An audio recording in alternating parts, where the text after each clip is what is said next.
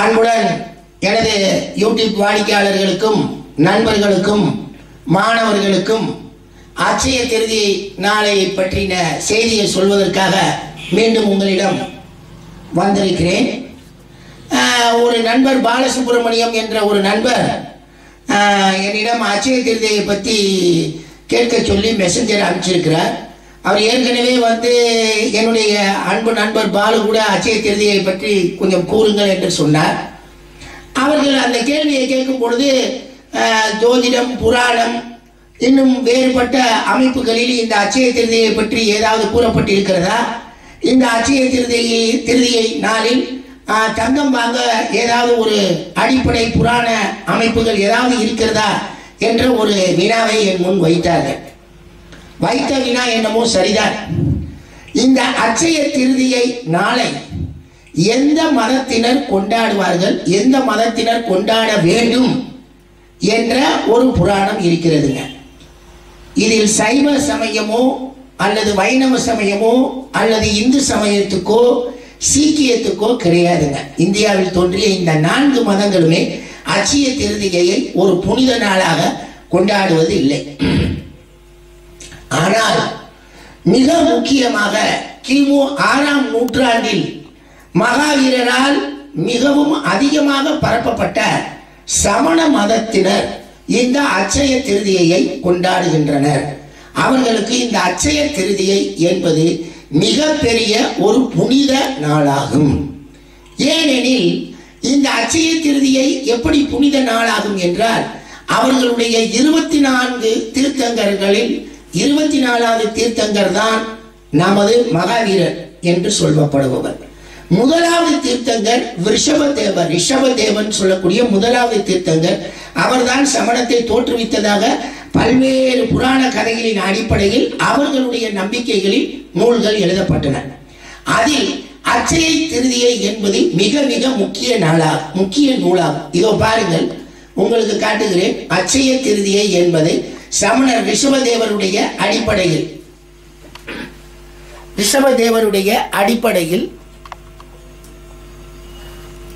இது ஒரு நூலே வெளியிட்டிருக்கிறார்கள் அந்த சமண மதத்தினர். அட்சய திருதியை பகவான் ரிஷபதேவர் வரலாற்று நூல் என்று ஒன்று பதிவு செய்து 1983 சம்யஜ்ஞான பிரச்சார சங்கம் என்ற ஆதம்பாக்கத்தில் சென்னையில் உள்ள சங்கம் 1983 ரூபாய் 1க்கு இந்த நூலை வெளியிட்டுள்ளது. நன்றாக கவனித்துக் கொள்ளுங்கள் அன்பு நண்பர்களே. இந்த அட்சய திருதியை மிக மிக முக்கிய நாளாக அந்த சமணர்களுக்கு கொடுக்கப்பட்டுள்ளது.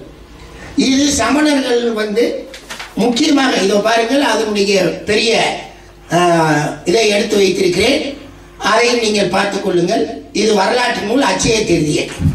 சரி, இந்த நூலில் அதிக பக்கங்களில் நிறைய விவரங்கள் கொடுக்கப்பட்டிருக்கிறது. அதையும் பாருங்கள். அட்சய திருதியை பற்றி விளக்கம் கொடுக்கிறார்கள். அந்த அட்சய திருதியை என்பது என்ன என்று தற்பொழுது உங்களுக்கு விளக்க வருகிறேன். அட்சய திருதியை என்ன என்பது, இந்த நூல் சிறிய நூலாக இருக்கிறது. இதனுடைய முக்கியமான இடங்களை அதை பெரிதாக எடுத்து அதை அப்படியே உங்கள் முன் வாசித்து விடுகிறேன். நீங்களே புரிந்து கொள்ளுங்கள். ஏனெனில் நண்பர்கள் கேட்கும் பொழுது அதை நான் செய்துதான் ஆக வேண்டும். அதாவது அட்சய திருதியை என்பது பகவான் ரிஷபதேவர் 1 ஆண்டு காலம் எந்த உணவும் உட்கொள்ளாமல், எதையும் உட்கொள்ளாமல் விரதம் தவம் இருந்து அந்த தவம் பூர்த்தியாகும் நாளில் ஒருவரிடம் கற்பஞ்சாறை தானமாக பெறுகிறார். அந்த கற்பஞ்சாறை உண்டு அவர் தன்னுடைய விரதத்தையும் தவத்தையும் முடிக்கும் அந்த நாள் வைசாக மாதம். அதாவது நல்லா கவனிக்கணுங்க, வைசாக மாதம். இது சித்திரைன்னு சொல்லி தமிழ்ல சொல்றோம், ஆனால் உண்மையில் இது வைசாக மாதத்தில் வரக்கூடிய வளர்பிறை திதியின் 3வது திதியான திருதியை தான் உங்களுக்கு அட்சய திருதியை நாள். இது வைசாக மாதம். இது நீங்கள் சித்திரை மாதம் என்று தமிழில் வரும். ஆனால் இது சித்திரை மாதம் என்பது நிராயண மாதம், வைசாகம் என்பது சாயன மாதம். அதன் அடிப்படையில் இன்று இது வளர்பிறை திருதியை திதி. இதில் இன்னொன்றும் இருக்கிறது அன்பு நண்பர்களே. இந்த அட்சய திருதியை நாள் தான் நம்மளுடைய இந்து மதத்தின் கிருத யுகாதி தொடக்க நாளாகவும் வரும். அதையும் புரிந்து கொள்ளுங்கள். கிருத யுகம் என்பது தங்க யுகம் சொல்லக்கூடிய நம்ம மனு தர்மத்தில் சொல்வார்கள் இல்லையா, கிருத யுகம், திரேத யுகம், துவாபர யுகம் ஆண்டு கலியுகம் என்று. அதில் கிருத யுகத்தினுடைய தங்க யுகம் அதனுடைய தொடக்க நாள் என்றும் இதை கூறுவார்கள். அது ஒரு பக்கம் இருக்கட்டும். அவ்வாறு ஒரு ஆண்டுகள் தவம் இருந்து என்ற எந்த ஒரு ஆகாரமும் உண்ணாமல் அவர் தானத்தை ஏற்றுக்கொண்டு அந்த கருப்பஞ்சாறை மகாவீரர் ஏற்றுக்கொண்டு பூர்த்தி செய்கிறார் தன் தவத்தை. இதோ படிக்கிறேன், அந்த நூலில் உள்ள 22, 23வது பக்கத்தை படித்துக் கொண்டிருக்கிறேன். இது நீ வரிசையாக படிக்கிறேன், தயவு செய்து பொறுமையாக இதை கேளுங்கள். இதில் நிறைய விஷயங்கள் இருக்கிறது, தேவையானதை தான் கூறுகிறேன். தானத்தை ஏற்பவர் பாத்திரம் எனப்படுபவர்.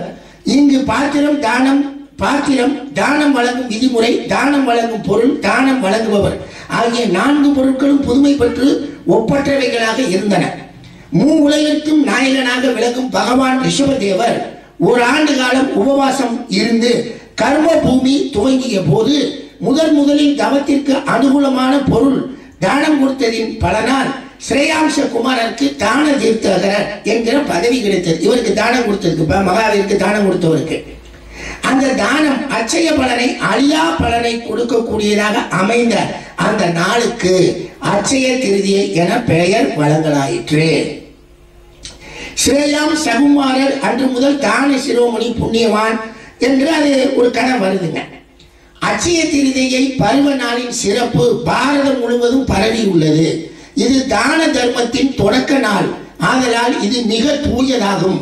குடும்பத்தை தியாகம் செய்து ஒரே நிலையான எண்ணத்துடன் ஆன்மீக சாதனையில் ஈடுபாடு கொண்டுள்ளவரும், உலகத்தில் ஆன்மீக ஒளியினை பெறும் வழிகளை காட்டியவரும், உலக நன்மைக்காகவே தன்னுடைய எல்லா சக்திகளையும் அர்ப்பணித்தவரும், ஆரம்பம் பரிகிரகம் யாவும் முழுதளவும் விட்டவரும் ஆகிய துறவியருக்கு ஆகாரம் அளிப்பது இல்லத்தாருடைய கடமையாகும் என்று இது விழித்து இதை பற்றி சொல்லியிருக்கிறாங்க. இதுல இன்னொன்னு அடுத்தது என்னன்னு கேட்டீங்கன்னா, அச்சய திருதியை என்று பெயர் வர காரணம் என்னன்றாங்க. வைசாக மாதம் வளர்பிறை 3ஆம் நாள் திருதியை அன்று ஸ்ரேயாம்ச குமாரர் ரிஷப மாமுனிவருக்கு ஆகாரம் அளித்து தான தர்மத்தின் சிறப்பினை காட்டினார். அந்நாளில் இருந்து இந்த தூய அச்சய திருதியை பருவமானது ஆரம்பமாயிற்று என்றால் இதற்கு தான திருதியை என்று ஏன் பெயர் வழங்கக்கூடாது? அல்லது இந்த நிகழ்ச்சியின் தொடர்பினை அறிவிக்கக்கூடிய வேறு ஏதாவது பெயர் ஏன் வழங்கக்கூடாது? இதற்கு அச்சய திருதியை என்று பெயர் வழங்குவதற்கு என்ன காரணம் என்பதை பற்றி ஆய்வு சொல்றாங்க. யுகாதி தேவ பகவான் ரிஷபதேவர் தன்னுடைய கையளவு 108 முறை கற்பஞ்சாறை பருகினாராம். நல்லா கவனிங்க, இந்த ரிஷபதேவர் அவர் கொடுத்த கற்பஞ்சாறு 108 முறை. ஏன்னா கையில வாங்கி தான் பருகுவாங்க. ஏன்னா அதுதான் அவங்களுடைய சமணர்களுடைய இது. தன் கை அளவுக்கு தான் பொருளை கொடுத்து வாங்கணும், பாத்திரம் கூட வச்சிருக்க கூடாதுங்கிறது அவங்களுடைய நியதி. எனவே கையளவு 108 முறை பருகு அந்த கற்பஞ்சாறை வாங்கி பருகினார்.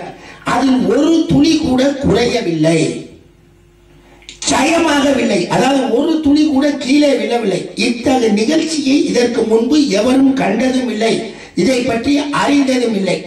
வைசாக மாத வளர்பிறை 3ஆம் நாள் இன்றுதான் இந்த குறை பெறாத அச்சய விதிமுறை மக்களால் பார்க்கப்பட்டது. இதனால் தான் இந்த திருதியை அச்சய திருதியை என சிறப்பு பெயர் வழங்கலாயிற்று. ரிஷபதேவருக்கு ஆகாரம் அளிக்கும் பாக்கியம் பரத மாமன்னனுக்கும் கூட கிடைக்கவில்லை. இது ஒரு கதை அப்படியே வருதுங்க. இது இல்லத்தை விட்டு துறவு கொண்டு வர்றாங்க. இந்த மாதிரி ஒரு கதை வந்துட்டு இருக்கப்ப இப்ப இந்த அச்சய திருதிக்கு என்ன பெயர் வழங்கலாயிற்றுன்னு வந்து ஸ்ரேயாம்ச குமாரர் இத்தகைய விளக்கங்களை எடுத்து கூறிய பிறகு மக்கள் அனைவரும் நவீன ஒப்பற்ற கருத்துக்களை அறிந்து கொண்டனர். பகவான் தன்னுடைய 108 குலங்களை குறைபடாது செயல்பட துணையில் இருந்த இந்த திருதியைக்கு அச்சய திருதி என பெயர் வழங்கலாயிற்றார். இருக்கட்டும். ஸ்ரேயாம்ச குமாரர் அளித்த தானத்தின் வழிமுறைகள் இப்பதான் முக்கியம். ஸ்ரேயாம்ச குமாரர் அளித்த தானத்தின் வழிமுறைகள் ரிஷபதேவருக்கு பிறகு அவர் காட்டிய அறப்பாதையில் ஒழுகிய துறவியர்களுக்கு துறவு விதிமுறைகளில் குறை காணாதவாறு, அதாவது அச்சயமாக வைத்துக் கொள்வதற்கு பேருதவியாக இருந்தனர். அதனால் இந்த புனித நாளுக்கு அச்சய திருதியை என பெயர் வழங்கலாயிற்று. நன்கு சமைத்த ருசிகரமான மனமுள்ள பொருட்கள் மாலை வேளையில் மாறுகை அடைந்து உண்பதற்கு தகுதி இல்லாமல் போய்விடுகிறது. அத்தகு பொருட்களால் வளர்த்த உடலும் கூட அழியக்கூடியது. அப்படி இருந்த போதிலும் ரிஷபதேவர் ஒரு ஆண்டு காலம் உபவாசம் இருந்தும் கூட அவர் உடலும் பலமும் சிறிதளவும் குறையவில்லை, அதாவது ஜெயமாகவில்லை. அந்த அச்சய சரீரத்தை உடைய அத்தூயோருக்கு திருதியை அன்று ஆகாரம் அளித்ததினால் அந்நாள் அச்சய திருதியை என ஆயிற்று. இரண்டாவது கருத்து. மூணாவது கருத்து பாருங்க. ரிஷபதேவருக்கு ஆகாரம் கிடைக்காததினால் அவர் வழிவந்த பக்தர்கள் அவருடைய உடல் பலம் குன்றிவிடுமோ, தவத்திற்கு துணை புரியாதோ என கவலை உற்றிருந்தனர். இந்த அச்சய திருதியை அவருடைய கவலையை போக்கியது. மேலும் தவ வழியை தவறாது அறவழியில் செயல்பட காரணமாக இருந்தது. ஒழுக்கத்தையும் விரதத்தையும் காப்பாற்ற துணை புரிந்த அந்நாள் அச்சய திருதியை என பெயர் பெற்றது. இப்பதாங்க முக்கியமா வர்றோம். இந்த சிரேயாச குமாரர் அளித்த ஆகார விதிமுறைகளை கண்ட அமரர்களும் ஐம்பெரும் ஆச்சரியகரமான மாறி பொழிந்தனர்கள். அதாவது அமரர்கள் பூரா மாறி மாறி பொழிந்தனர். அம்மாரியில் அளவு கடந்த ரத்தினங்கள் குறைவு பெறாமல் நிறைவு பெற்று இருந்ததை கண்ட மக்கள் அவைகளை வாரி தம்முடைய வீட்டில் நிரப்பி வைத்துக் கொண்டனர். அந்த நாள் அன்று குறைவுபடாத ரத்தினத்தை கண்டதினால் அந்த நாள் அச்சய திருதிய நாளில் குறைவுபடாத ரத்தினத்தை கண்டதினால் மக்கள் அந்நாளை அச்சய திருதியை நாளாக கொண்டாடினர். நன்றாக கவனிக்கணுங்க. இப்ப இந்த அச்சய திருதிய நாளில் நமக்கு அந்த தங்கம் வாங்கலாமா வாங்கக்கூடாதுன்னா அதெல்லாம் ஒண்ணுமே கிடையாது, நல்லா வாங்கலாம். என்ன காரணம் அப்படின்னா இங்க கடைசியா வந்த வரியை பாருங்க. அச்சய திருதிங்கிறது தானம் பெறக்கூடியது, தானம் செய்யக்கூடியது தாங்க. அது ரிஷபதேவரை வச்சு இவங்க ஒரு நல்ல ஒரு இது வேற எந்த மதத்திலையும் கிடையாது. இது சமணர்களுக்கு உண்டான விதிதான். நம்ம ஊர்ல கூட பாத்தீங்கன்னா அச்சய திருதியை எப்படி இன்னைக்கு இந்த நம்மளுடைய ரிஷபதேவருடைய விஷயங்களை இவங்க சொல்றாங்களா என்னன்னு நமக்கு தெரியாது. இந்த மாதிரி எல்லாம் தானம் செய்கிறார்கள் நமக்கு தெரியாது. பட் அவங்க தான் நிறைய கடைகளை, தங்க கடைகளை எல்லாம் வச்சிருக்காங்க. அதனால ஒருவேளை இந்த கருத்தை அவர்களே கூட கொண்டு வந்து விட்டுருக்கலாம். இந்த தேதியில நீங்க தங்கம் வாங்கினீங்கன்னா உங்களுக்கு செல்வம் பெருகும் என்று. அது ஒரு நம்பிக்கை சார்ந்த விஷயம். இந்த நம்பிக்கை சார்ந்த விஷயத்துக்கு வரலாற்று பூர்வமான அல்லது புராண கதையின் அடிப்படையில் எங்கேயாவது உங்களுக்கு அச்சய திருதி அன்னைக்கு தங்கங்கள் அல்லது பொருட்கள் நிறைய நிரம்பி வழியும் என்ற நம்பிக்கை இருந்ததா என்றால் அது இங்கு ஒன்றுதான் இருக்கிறது. நன்றாக கவனிக்கவும். அளவு கடந்த ரத்தினங்கள் குறைவு பெறாமல் நிறைவு பெற்று இருந்ததை கண்ட மக்கள் அவைகளை வாரி தம்முடைய வீட்டில் நிரப்பி வைத்துக் கொண்டனர். அந்த நாள் அன்று குறைவுபடாத ரத்தினத்தை கண்டதினால் மக்கள் அந்நாளை அச்சய திருதியை நாளாக கொண்டாடினர். இந்த வார்த்தையை நம்ம கவனிக்கிறதுனால உண்மையில் அந்த நாள் நாம் ஒரு குறைவுபடாத செல்வத்தை காண்பதற்காக நம்ம போறோம். ஒரு நாள் கழிச்சு போறோம். அங்க பாத்தீங்கன்னா கிட்டத்தட்ட அவர் பல கோடி ரூபாய்க்கு நகை வச்சிருப்பார். நம்ம ஒரு 5000 ரூபாய்க்கு நகை வாங்குவோம் வைங்களேன். அந்த குறைவுபடாத செல்வத்தை காண்பதினால் நமக்கு ஒரு இன்பம் வரும், ஒரு மன மகிழ்ச்சி வரும் என்ற ஒரு நம்பிக்கையில் இது வருகிறது. இதனால் எந்த தவறும் இல்லை. அச்சய திருதியினால் தங்கம் வாங்கலாமா, தங்கத்தை பற்றின அந்த அமைப்புகளை கூறப்பட்டிருக்கிறதா என்றால் அது இந்த சமணர்களுடைய நூலில் ரிஷபதேவர் மூலமாக அறியக்கூடியதாக இருக்கிறது. அன்பு நண்பர்களே, இந்த தகவலை உங்களுக்கு உண்மையில் நான் கொடுத்ததற்கு பெரும் மகிழ்ச்சி அடைகிறேன். இதை கேட்டு என்னிடம் வினாவாக கேட்டு என்னுடைய மெசஞ்சரில் அனுப்பின பாலசுப்ரமணியத்துக்கும் நன்றி. என்னுடைய பாலுசார், கோவை பாலுசாருக்கும் நன்றி. அவர் இதை பத்தி ஒரு பதிவு போடுங்க அப்படின்னாரு. உண்மையில் இன்று அந்த பதிவு போடுவதற்காக வாய்ப்பு ஏற்படுத்தியது சமணர்களுடைய முதல் தீர்த்தங்கரான அந்த ரிஷபதேவர் தன்னுடைய தவத்தை பூர்த்தி செய்து 108 முறை தன் கையில் கற்பஞ்சாரை சிந்தாமல் பெற்றதினால் அதுக்கு அச்சய திருதியை, அந்த நாளை விரதத்தை முடித்த நாளைக்கு அச்சய திருதியை என்று பெயர். அதை தான தர்மம் செய்யக்கூடியதாகத்தான் அவர்கள் கூறியிருக்கிறார்கள்.